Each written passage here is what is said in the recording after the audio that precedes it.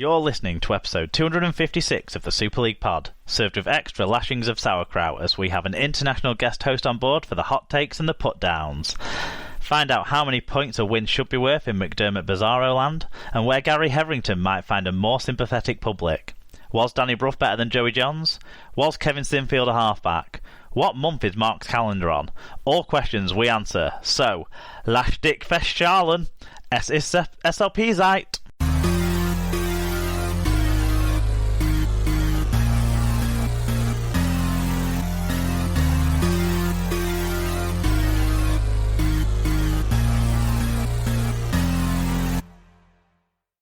Hello listeners, welcome to episode 256 of the Super League Pod. This week you have myself, Mark, you have regular Sarah. Hello Sarah.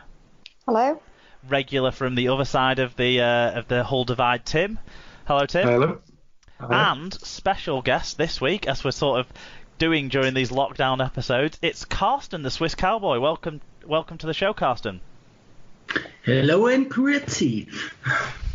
So we'll catch up at the end of the show a bit about what we've been doing in our lockdown worlds. But Karsten, just to give you some time to think about that, obviously you're getting locked down in a different country to the rest of most of the people listening to this podcast, and certainly the rest of the hosts of this podcast. So it'll be interesting to get your take on that at the end of the show. Before then, we're going to have another edition of This Week in Coronavirus. We're going to recap some match reviews of old matches, which is always a welcome part of the show, and we're going to talk about halfbacks this week. We've got plenty to talk about when it comes to halfbacks. One of the inspirations for having you on, Karsten, was obviously one of the greatest modern era halfbacks played for your club, the North Queensland Cowboys, so it was couldn't miss this opportunity to give you a chance to just basically talk romantically about Jonathan Thurston. I hope it doesn't get too bad. But before we get into any of that, Tim, do you want to tell us who the sponsor is for this episode of the Super League Pod?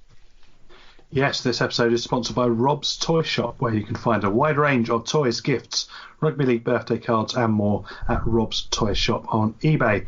And if you visit stores... Oh. No, go on.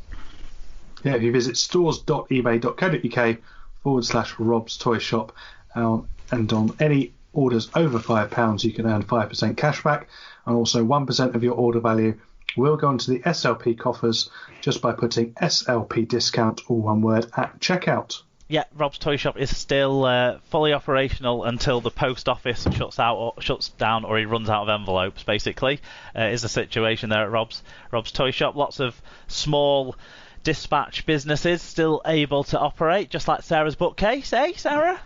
That's true. Still fully operational. And Sarah's bookcase has a event coming up this week? Yes, Thursday night. We've got a Facebook party, so it'd be great if people wanted to come along. So check out the Sarah's Bookcase Facebook page if you want to be a part of that, and do check out the links on our episode blog post to help our sponsor Rob's Toy Shop and all our other partners as well. Keep their business going through this time. Right, I guess it's time to get into the news, isn't it? Yeah.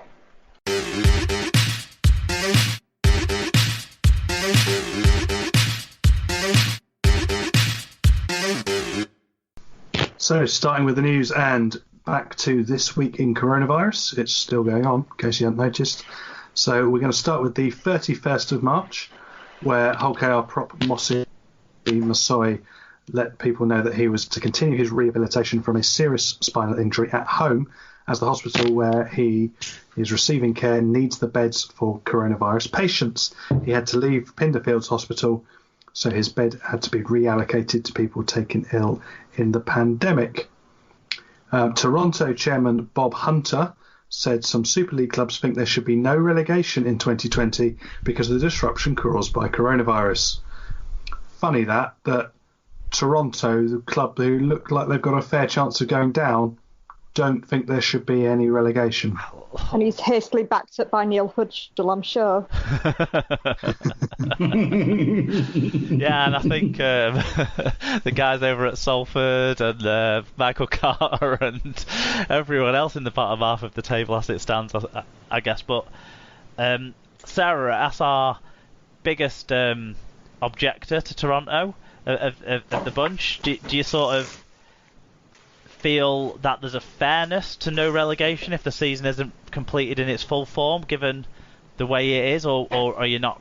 Do you kind of think there's no reason to not have relegation at this stage until we know what the season's going to look like when it does come back? Yeah, I think certainly it's very premature to start talking about no relegation at the moment. My biggest objection to no relegation, other than Toronto staying in the Super League, is that if we have no relegation, then do we have no promotion? And that's really not fair on those teams who are budgeting and who have had a plan in place to aim for promotion this year. I think it's more unfair on Super League clubs to go down than it is on anyone to come up, because I kind of feel like if you're already an incumbent club, you can budget a little bit more to the expectation of being in Super League, because only 1 of 12 of you won't be, whereas if you're in the Championship, only 1 of 12 of you will be. So anyone who's budgeting around the idea of being in but it's not really 1 of 12, though, is it? No, it's you're looking at maybe 1 of 4. Yeah, but even so, it still feels and like... And realistically, it's not 1 of 12 that are going to be relegated either. Yeah. It's 1 of probably 4 or 5, isn't it? Yeah. But and some of those clubs have made signings based on, let's really push for it this year. Toulouse, Lee, Featherstone, I guess, all teams that are thinking that they're in with a shout. Or York, I guess. And I just think if you say no relegation, then you say no promotion, and I think that's a bit unfair. Well, Tim, your chairman talked about a 13-club Super League in 2021, potentially. Do we think that's moving towards what we want as a 14-team league anyway? I think it's 14 teams by the back door, isn't it? And then you say, oh, well, the start of this season was disrupted as well because of the effects from last season. So we should do it again, no relegation again, and then we'll have someone else come up.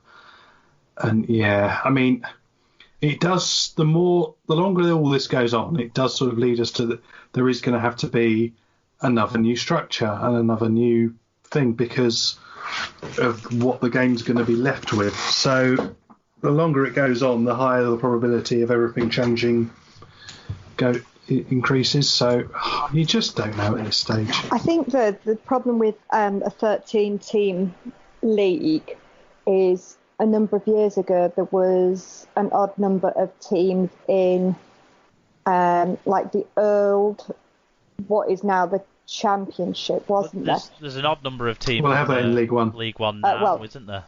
Okay, but I'm thinking about my experience of this. All right. But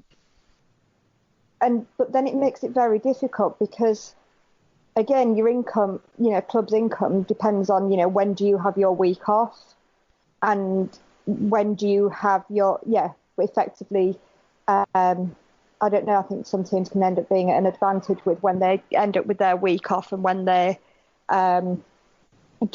Yeah, I think people who aren't playing in the first and last week probably wouldn't be happy about those situations, would they? Yeah, exactly.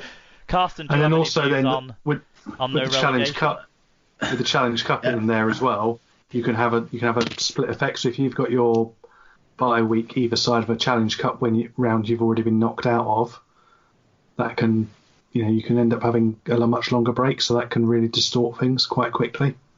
And, then you do have the situation where actually you can say, okay, that player can go and have his surgery because, we've got 2 weeks off, and so he's only going to miss 1 match compared to, another player that needs surgery and actually they had their week off week 1 of the league, and therefore what does that mean? So effectively what we're saying is Hudgel suggesting 13 teams is a bit silly. Why don't we just jump to 14 for next year anyway? Get Toulouse and Lyon and everyone's happy, or Toulouse and London and everyone's happy. Or why don't we just relegate KR? I mean, they already signed a championship squad. That's a great idea. Point. So what else happened on the 31st? So, Oldham Roughheads chairman Chris Hamilton confirmed in a statement on the club website that Oldham assistant coach Brendan Sheridan has contracted the coronavirus and I believe is being treated in hospital. Yeah, I think they're doing some charity fundraising around that now as well, I think. So, good luck to Brendan getting back to full health. Total Rugby League reported that this year's summer bash is all but certain to be cancelled as a result of the season suspension, with the RFL and its clubs working through a variety of potential plans to ensure the season is eventually completed. And finally, Halifax and Sheffield Eagles became the latest championship clubs to confirm they have furloughed their staff. Not quite, and finally, because Hull FC confirmed that they'd furloughed their staff as well, players and staff that day. So we nearly missed that one, but our Hull FC correspondent made sure it got in. So, Super League clubs and Championship clubs furloughing there. Right, 1st of April. This is when things got even tastier with the comments that started coming out. So, this is taken from the BBC website. The Challenge Cup could provide a behind closed doors boost for rugby league if the sport cannot get crowds back into stadiums in the next few months, said Leeds Chief Executive Gary Hetherington.